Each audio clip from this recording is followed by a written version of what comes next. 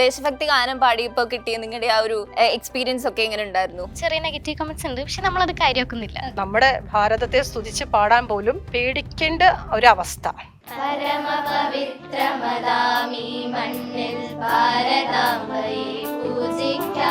Vande Bharat train കയറുമ്പോൾ നിങ്ങൾ ഇങ്ങനെ ഒരു പാട്ട് പാടണമെന്നൊക്കെ ആരാ പറഞ്ഞേ?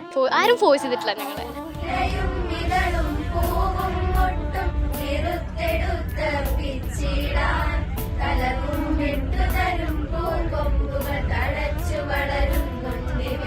നമ്മുടെ ഈ പാടിയ പാട്ടിനകത്ത് ഏത് വരികളിലാണ് വർഗീയ പരാമർശനം അല്ലെങ്കിൽ രാഷ്ട്രീയ പരാമർശനം എന്നാണ് ഞാൻ ചോദിക്കുന്നത്. അതല്ല, ഈ പാട്ട് മാത്രമല്ല പാടിയത്. ഞാൻ ഈ എടുത്ത ആളോട് എവിടെയാണെങ്കിലും എനിക്ക് അറിയില്ല ആരാണെന്ന്, അത് ഉണ്ടെങ്കിൽ അതും കൂടെ ഒന്ന് സംരക്ഷണം ചെയ്യണം. ഈ വന്ദേ മാതരം എൻ്റെ കുട്ടികൾ പാടിയത് കുറേ വളച്ചൊടിക്കലാണ് നടക്കുന്നത്. ഞാൻ ഇന്നലെ ഒരു മീഡിയ കണ്ട്, ഞാൻ ഇന്ന അജണ്ടയാണ് അല്ലെങ്കിൽ ഇന്ന പാർട്ടിയാണ് നമ്മളെ അടിച്ചമർത്തുകയാണ് അല്ലെങ്കിൽ ഫോഴ്സ് ചെയ്തിട്ടാണ് നമ്മളിത് പഠിപ്പിക്കുന്നത്, വളരെ മോശമായിട്ട് രീതി സംസാരിക്കുന്നുണ്ട്. അതൊന്നും ശരിക്കും സത്യമേ അല്ല. ഞങ്ങൾക്കിവിടെ ഞങ്ങളുടെ റൈറ്റ്സ് ഉണ്ട്.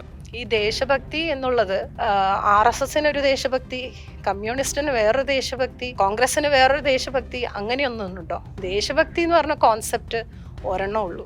അമരമാകണമെന്റെ രാഷ്ട്രം വിശ്വവിശ്രുതി നേടണം, നിഖില വൈഭവ പൂർണ്ണമാകണമെവിടെയും ജനജീവിതം.